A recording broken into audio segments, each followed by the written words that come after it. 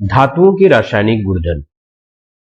अभी तक हमने धातुओं के भौतिक गुणधर्म के बारे में पढ़ा है और धातुओं को अगर सही तरह से समझना है तो उसके रासायनिक गुणधर्म को समझना जरूरी है कि धातुएं कैसे किससे क्रिया करती हैं और क्रिया करने के बाद क्या उत्पाद बनाती हैं और क्रिया कैसे होता है, किसके साथ होता है, ये सब तमाम चीजें हम इस धातुओं के रासायनिक गुणधर्म में पढ़ेंगे। जैसे धातुओं का वायु में दहन करने से क्या होता है, धातुओं का वायु में दहन करने से क्या होता है, ये एक रासायनिक अपक्रिया है। अब इस अपक्रिया को हम समझेंगे।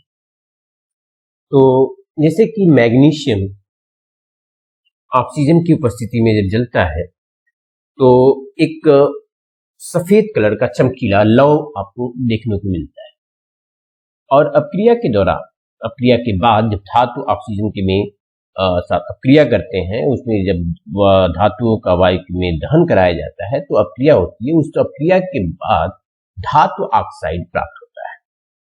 मतलब कि जैसे धातु ऑक्सीजन से अपक्रिया करेंगे तो हमें धातु ऑक्साइड प्राप्त होता है।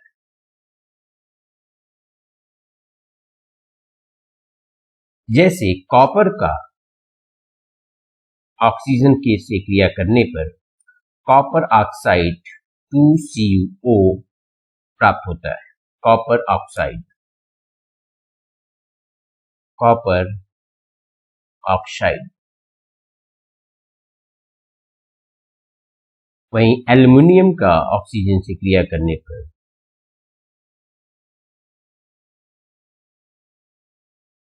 एल्युमिनियम ऑक्साइड प्राप्त होता है। एल्युमिनियम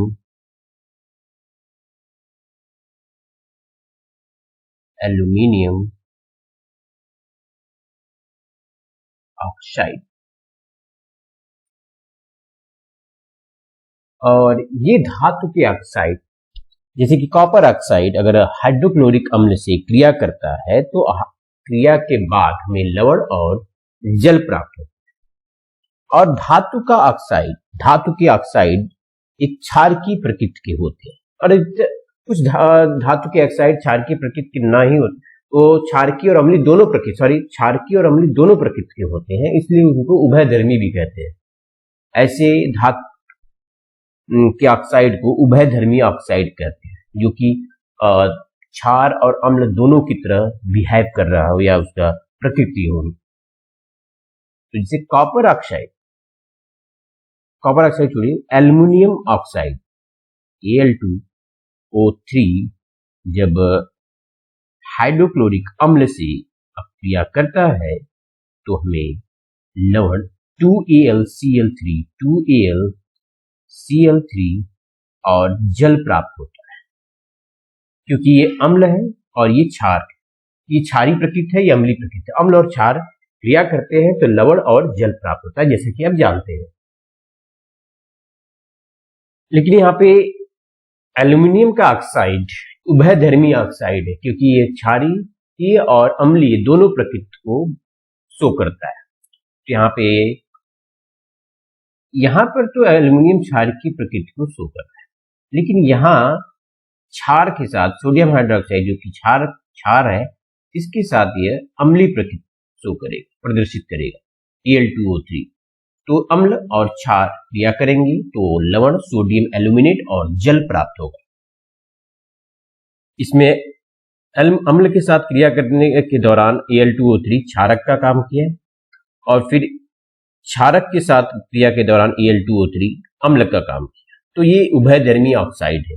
ऐसे हमने बात किया, कुछ धातु के ऑक्साइड उभयधर्मी ऑक्साइड होते हैं और अधिकतर कुछ धातु के ऑक्साइड होते हैं, जो अधिकतर धातु के जो ऑक्साइड होते हैं वो क्षारकीय प्रकृति के होते हैं। वहीं धातु के ऑक्साइड को अगर जल के साथ क्रिया कराएं तो हमें क्षार प्राप्त होता है। और अधिकतर हम जहां तक देखें कि धातु के ऑक्साइड जल में घुलते नहीं है। आप कोई भी धातु उठा के अगर जब जल में डालोगे तो घुलते नहीं है, लेकिन अगर घुल रहे हैं तो जैसे कि यहाँ पर सोडियम ऑक्साइड ये जल में घुल जाता है और जल में घुलकर हमें क्षार देता है, Na2O solid and H2O liquid, दोनों अपक्रिया होगा तो 2NaOH सोडियम हाइड्रोक्साइड प्राप्त होगा। और सोडियम हाइड्रोक्साइड एक्वस सोल्यूशन, पानी के साथ किसी भी पदार्थ का जो सोल्यूशन होता है, विलयन होता है, वो एक्वस, उसको एक्वस कहते हैं। वहीं फिर ये सोडियम ऑक्साइड जल के साथ क्रिया किया, सोडियम हाइड्रोक्साइड जो कि क्षार हमें दिया। अब पोटेशियम ऑक्साइड भी जल के साथ अपक्रिया करेगी और हमें यहाँ पर पोटेशियम हाइड्रोक्साइड क्षार प्राप्त हो, 2KOH एक्वस। अब धातुओं का ऑक्सीजन के साथ जो अपक्रिया है, कुछ धातुएं ऑक्सीजन के साथ काफी तेज अपक्रिया करती हैं, कुछ धातुएं काफी ऑक्सीजन के साथ उनकी जो अपक्रिया होती है इतनी तेज नहीं होती तुलना में। तो कुछ धातुएं तो इतना तेज से अपक्रिया करती हैं, जैसे कि कुछ धातुएं नॉर्मली हम उनको इस तरह से बाहर नहीं रख सकते, वो हवा के साथ सडन जैसे ही बाहर रखेंगे वो हवा के साथ अपक्रिया करने लगेगी, अर्थात कहें कि वो जलने लगेगा। जैसे कि उन धातुओं में एक नाम है पोटेशियम और सोडियम जैसी धातुएं। ये पोटेशियम और सोडियम ये जैसी धातुएं हैं जिन्हें हम हवा में खुले में जैसे ही रखेंगे ये जलने लगेगी, अर्थात हवा के साथ, हवा में उपस्थित ऑक्सीजन के साथ ये अपक्रिया कर ले और इसके नाते वो जलने लगता है। तो इसको इसलिए हम कैरोसिन तेल में रखते हैं, सोडियम और पोटेशियम को। इन दोनों ही धातुओं को कैरोसिन के तेल में डुबो कर रखा जाता है कि ये ऑक्सीजन से खुले में रहकर ऑक्सीजन से क्रिया ना करें, इसलिए हम इसको कैरोसिन में रखते हैं, पोटेशियम और सोडियम धातु। वही कुछ ऐसी धातुएं हैं जैसे कि magnesium, aluminium, zinc, lead, magnesium Mg, aluminium Al और जिंक Zn, लेड Pb, कुछ ऐसी धातुएं हैं जो सामान्य ताप पर ऑक्सीजन से क्रिया करती है और ऑक्सीजन की एक पतली परत, ऑक्साइड की एक पतली परत उनके ऊपर बैठ जाती है। वायु में कॉपर का तो धन नहीं होता, तो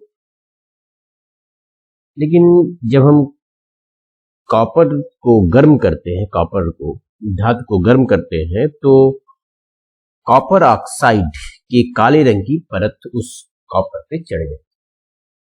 कॉपर को आप गर्म करेंगे, कॉपर का तार लीजिए, उसको आप गर्म करेंगे तो आप देखेंगे उसके ऊपर काले रंग की एक परत चढ़ जाती है। वह काले रंग की परत होती है कॉपर ऑक्साइड, इसे क्यूप्रिक ऑक्साइड भी कहते हैं। क्यूप्रिक ऑक्साइड मतलब CuO या फिर कहें इसको, ये है क्यूप्रिक ऑक्साइड। वैसे इसको कॉपर ऑक्साइड, कॉपर 2, ये इस तरह से हम इसे लिखते हैं कॉपर ऑक्साइड। क्योंकि कॉपर ऑक्सीजन के साथ एक और कंपाउंड बनाता है Cu2O, जिसे क्यूप्रस ऑक्साइड कहते हैं। इसे हम कॉपर सिंगल ऑक्साइड, ये एक ऑक्साइड, इसमें 2 लाइन है, इसमें एक। तो कॉपर को जलाने पर कॉपर के ऊपर जो परत चढ़ जाती है कॉपर ऑक्साइड की, वो ये है CuO। और कुछ अन्य धातुओं में बात करें, सिल्वर और गोल्ड, उसे हम अत्यंत अधिक, इसका टेम्परेचर चाहे कितना भी बढ़ा दें, ये ऑक्सीजन के साथ अपक्रिया नहीं करती। मैक्सिमम टेम्परेचर पे भी, अधिकतम तापमान पे भी सिल्वर और गोल्ड ऑक्सीजन के साथ अपक्रिया नहीं करते। आप देखते होंगे कि आप गोल्ड को जब पिघलाया जाता है, पिघला के उसको जब नया शेप दिया जाता है, तो उसके साथ उसके रंग में कोई परिवर्तन नहीं आता, उसके ऊपर कोई कोटिंग नहीं होती, उसके ऊपर कोई लेयर नहीं चढ़ता, उसको जितना भी गर्म कीजिए। लेकिन कॉपर के साथ जब आप कॉपर को गर्म करते हैं तो उसके ऊपर काले रंग की एक परत चढ़ जाती है, तो अर्थात कि कॉपर वहां पे ऑक्सीजन के साथ अपक्रिया कर रहा है एक टेम्परेचर पर, एक तापमान पर। वहीं जबकि आयरन धातु है, उसको हम अगर गर्म करेंगे तो वो अपक्रिया नहीं करता ऑक्सीजन के साथ। लेकिन लोहे के जो छोटे छोटे चून या बुरादे जो होते हैं, उसको बर्नर पे डालिए तो जलने लगते हैं। तो कुछ ऐसे ही धातुएं हैं, जैसे में हमने कई तरह के, अब इन धातुओं का ऑक्सीजन के साथ क्रिया कैसे करते हैं। कुछ धातुएं ऑक्सीजन के साथ काफी तेज क्रिया करती हैं, कुछ धातुएं ऑक्सीजन के साथ एक तापमान पर पहुंचकर क्रिया करती हैं, कुछ धातुएं कुछ ज्यादा तापमान पर रखकर क्रिया करती हैं, कुछ धातुएं चाहे इतना तापमान आप बढ़ाते जाए अधिकतम तापमान पे भी वो जाके ऑक्सीजन के साथ क्रिया नहीं करती, जैसे कि सोना और चांदी थे। और इसको आप प्रैक्टिकली भी देख सकते हो, जब आप उसको गर्म करते हैं, जैसे हमने सोना चांदी के बारे में बताया कि जब आप उसको गर्म करते हो तो उस पर देखते हो उसके ऊपर कोई एक परत नहीं चढ़ती, मतलब कोई उसका रंग भी नहीं बदलता। सोने को आप गर्म करते जाइए तो रंग नहीं बदलता, मतलब क्रिया नहीं हुई वहां पर। सोने की अप्रिया ऑक्सीजन के साथ नहीं हुई, या चांदी की अप्रिया ऑक्सीजन के साथ नहीं हुई, लेकिन कॉपर के साथ हुई थी, क्योंकि कॉपर को जो आपने गर्म किया तो कॉपर के ऊपर एक काले रंग की परत चढ़ गई, अर्थात कॉपर ने ऑक्सीजन के साथ क्रिया करके और कॉपर ऑक्साइड बनाया, जो उसके ऊपर एक परत के रूप में चढ़ गई।